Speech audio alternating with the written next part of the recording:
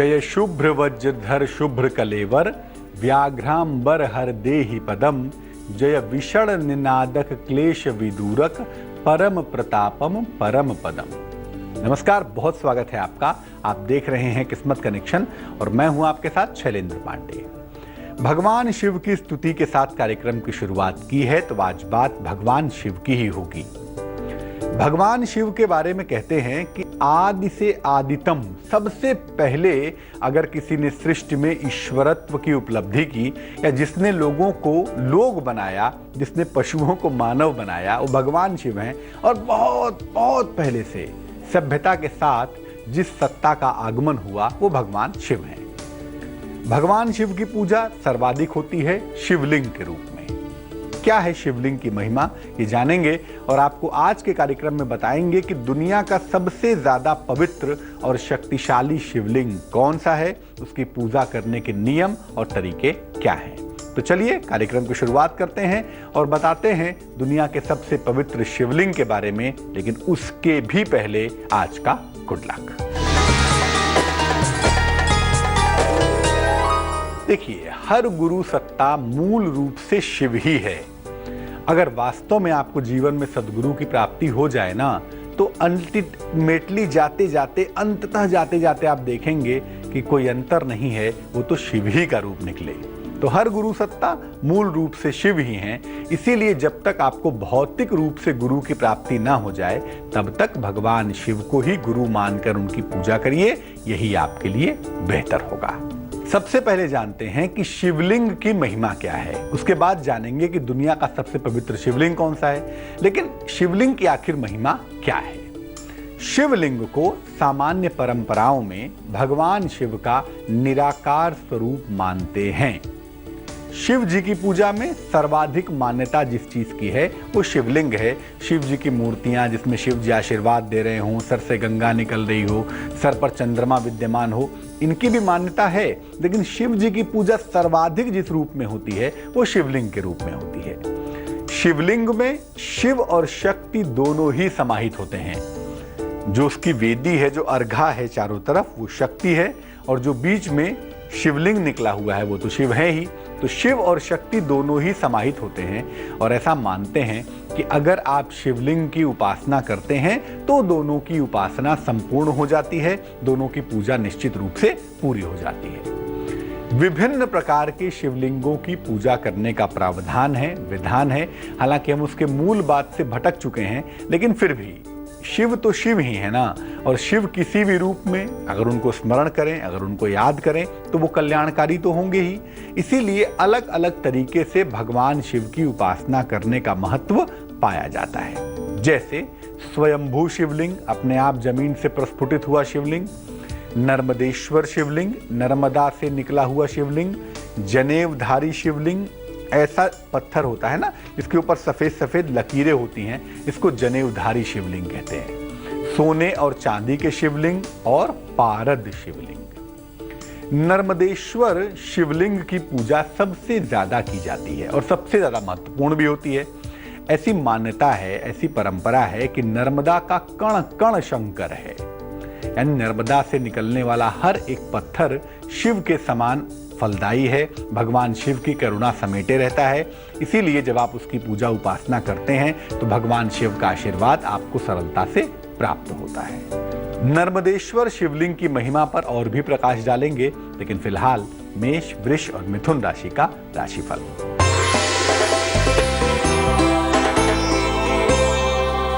मेष राशि, हड्डियों की समस्या में सुधार होता हुआ दिखाई देता है।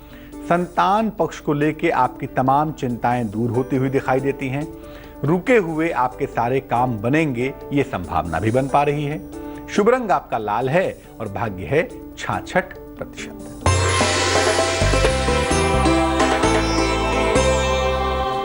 वृष राशि, सेहत में सुधार होता हुआ दिख रहा है। अगर अविवाहित हैं तो आपका विवाह तय हो जाएगा। अचानक धन की प्राप्ति के साथ दिन आपका सुंदर होगा। शुभ रंग आपका नीला होगा और भाग्य होगा 55%।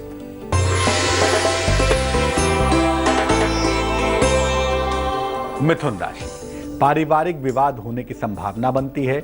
नौकरी में नया और अनुकूल परिवर्तन भी हो सकता है। किसी महत्वपूर्ण व्यक्ति से आपकी भेंट होने की संभावना भी दिख रही है। शुभ रंग आपका धानी होगा और भाग्य होगा 60%। अब ये जानते हैं कि नर्मदेश्वर शिवलिंग को सर्वाधिक शक्तिशाली और पवित्र क्यों मानते हैं। इसके पीछे का मामला क्या है, देखिए। नर्मदा नदी से निकलने वाले शिवलिंग को नर्मदेश्वर कहा जाता है और नर्मदा का शिवलिंग सबसे ज्यादा पवित्र मानते ही हैं, ऐसी मान्यता चली जा रही है। नर्मदा को भगवान शिव से वरदान मिला था, ऐसी एक पौराणिक कथा आती है और इस पौराणिक कथा की वजह से ऐसा माना जाता है कि भगवान शिव के वरदान के कारण इससे प्राप्त होने वाले शिवलिंग सबसे ज्यादा पवित्र होते हैं। और ये तो मानते ही हैं कि भगवान शिव का वरदान है, इसीलिए नर्मदा नदी का कण कण शंकर है, कण कण इसको शिव भगवान मानते हैं। नर्मदा नदी के शिवलिंग को, नर्मदा नदी से प्राप्त होने वाले शिवलिंग को, नर्मदेश्वर को सीधा ही स्थापित किया जाता है। इसके प्राण प्रतिष्ठा की आवश्यकता नहीं होती। ऐसा मानते हैं कि वो शिवलिंग स्वयं में जागृत होता है, स्वयं में एक्टिव होता है। कहा जाता है कि जहां नर्मदेश्वर का वास होता है वहां काल और यम का भय नहीं होता। अब तकनीकी रूप से देखिए, भगवान शिव तारक ब्रह्म है और भगवान शिव का भाव जहां होगा, भगवान शिव का स्पंदन जहां होगा, वहां काल का और यम का भय तो वैसे भी नहीं होगा और व्यक्ति समस्त सुखों का भोग करता हुआ शिवलोक तक जाएगा। तो भगवान शिव की मान्यता और महिमा इतनी ज्यादा है कि जो उनके संपर्क में आता है, शिव तत्व के संपर्क में आता है, जीवन में हर तरह के बंधन से निसंदेह मुक्त हो जाता है। कर्क, सिंह और कन्या राशि वालों का वक्त कैसा चल रहा है, आइए जानते हैं।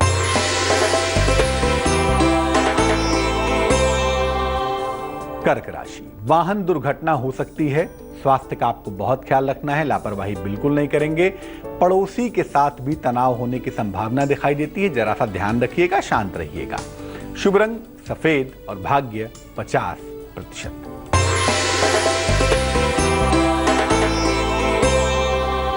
सिंह राशि, मान सम्मान की यश की प्राप्ति होगी आपको। परिवार की स्थितियों में सुधार होता हुआ भी दिखाई देगा। आप वाहन खरीद सकते हैं, ऐसा लगता है। शुभ रंग आपका गुलाबी होगा और भाग्य होगा 72%।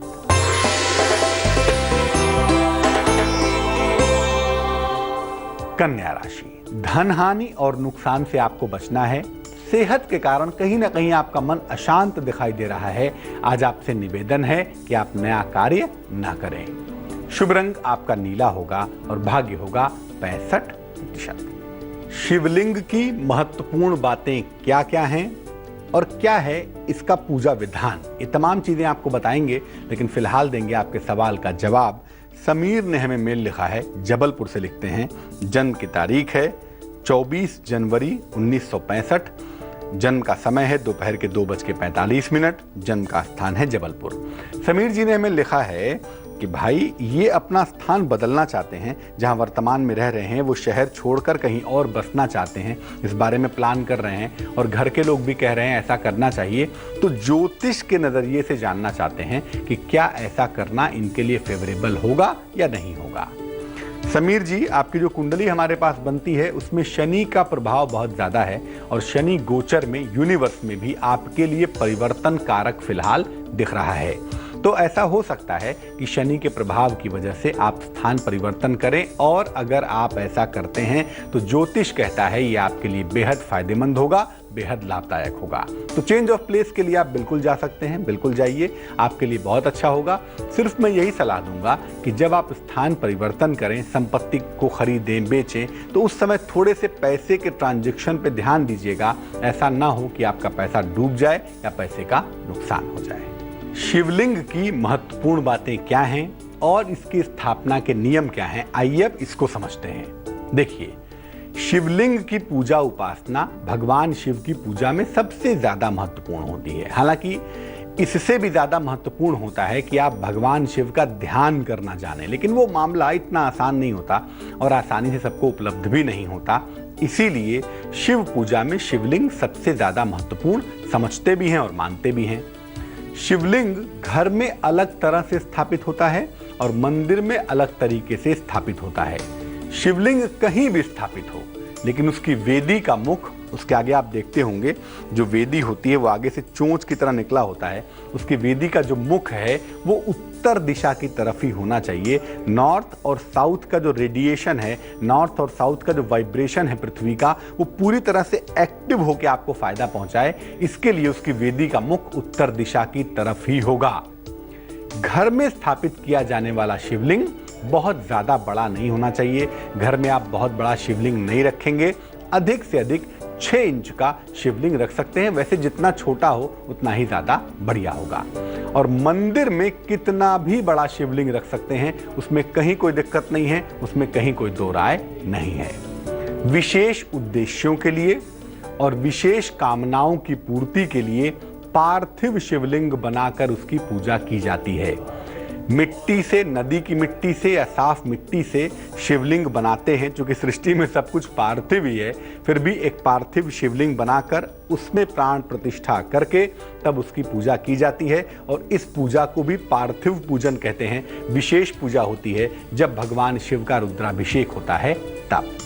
शिवलिंग की महिमा बाकी है अभी, लेकिन उसके पहले तुला, वृश्चिक और धनु राशि का हाल।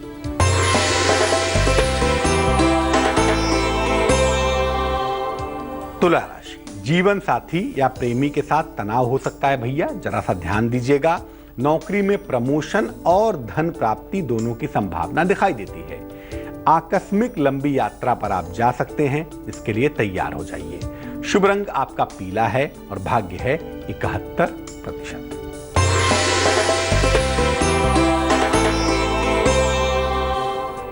वृश्चिक राशि, नौकरी की स्थितियों में सुधार होगा।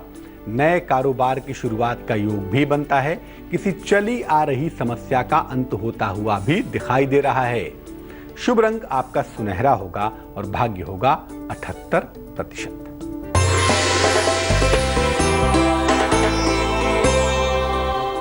धनु राशि, सेहत में सुधार के योग बनते हैं।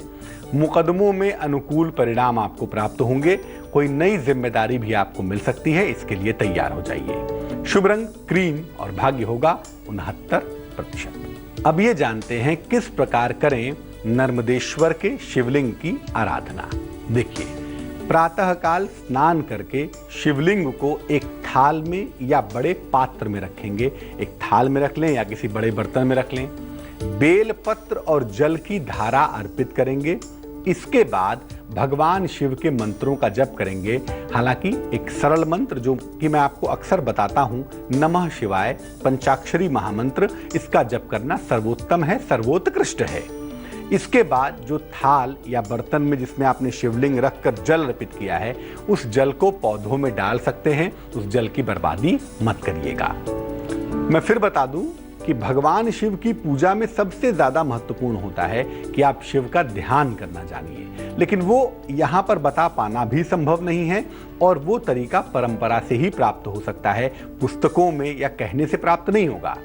जो सरलतम तरीका है वो ये है कि आप शिवलिंग की उपासना करें और भगवान शिव का स्मरण करके उनसे प्रार्थना करें, तो यकीनन एक न एक दिन आप शिव के उस तरीके को जान पाएंगे, उस प्रोसीजर को जान पाएंगे जहां से आपको मुक्ति और मोक्ष का वरदान मिल पाएगा।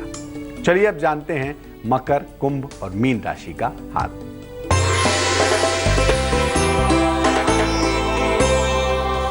मकर राशि, जीवन साथी के साथ मतभेद आपके सुलझ जाएंगे। नौकरी में आपको नया अवसर भी मिलने वाला है, खुश हो जाइए। अचानक धन की प्राप्ति के साथ दिन आपका बहुत अच्छा हो जाएगा। शुभ रंग आपका आसमानी है और भाग्य है 74%।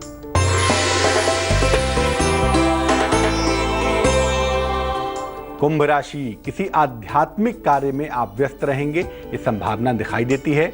काम का बड़ा और नया अवसर भी मिलता हुआ आपको दिख रहा है।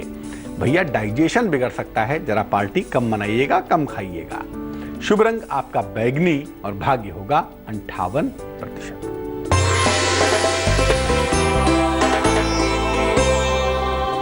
मीन राशि, क्रोध से निकट के संबंध बिगड़ सकते हैं, इसका ध्यान रखिए। संतान के मामलों में थोड़ी देर हो सकती है, इसका भी ध्यान रखिए। नौकरी करने के बारे में सोच सकते हैं, इस दिशा में कोशिश की जा सकती है। शुभ रंग आपका हरा होगा और भाग्य होगा 77%।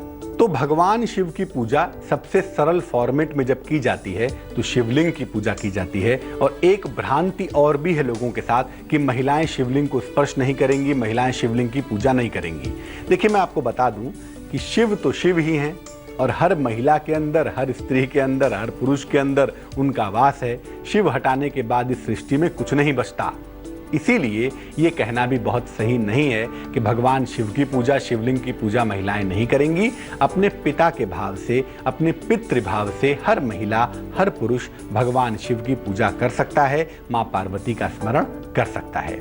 तो इस डॉगमा से भी बाहर निकलिए कि शिवलिंग की पूजा, शिव जी की पूजा महिलाएं नहीं करेंगी। इसका खंडन करिए और भगवान शिव की तरफ जितना ही आप आगे बढ़ेंगे उतना ही जीवन में भौतिक रूप से और आध्यात्मिक रूप से आपको सफलता मिलनी शुरू हो जाएगी। चलिए अब जान लेते हैं क्या है आज की सलाह। बहुत बार ऐसा होता है कि हम झूठ बोलकर किसी से सहायता लेते हैं। पहुंच गए, मम्मी की तबीयत बड़ी खराब है, 2000 रुपए दे दो भैया। फला की तबीयत खराब है, 5000 रुपए दे दो। अगला आपके झूठ पर भरोसा करके आपको पैसे दे देता है और आप उसके बाद उस पैसे को उड़ा देते हैं, किसी और काम में खर्च कर लेते हैं। बहुत सारे लोग झूठ बोलकर दान भी लेते हैं।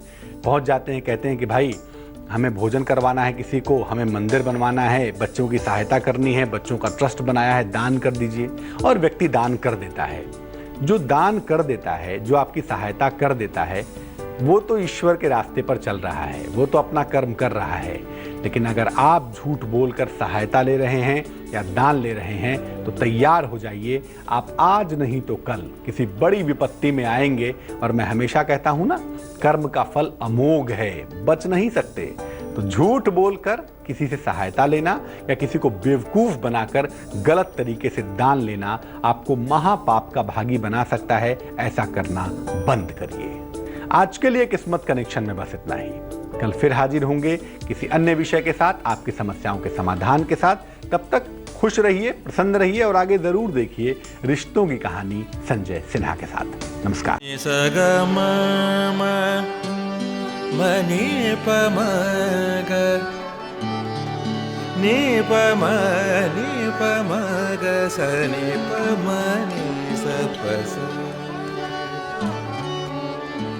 जहाँ तक याद आती रहेगी।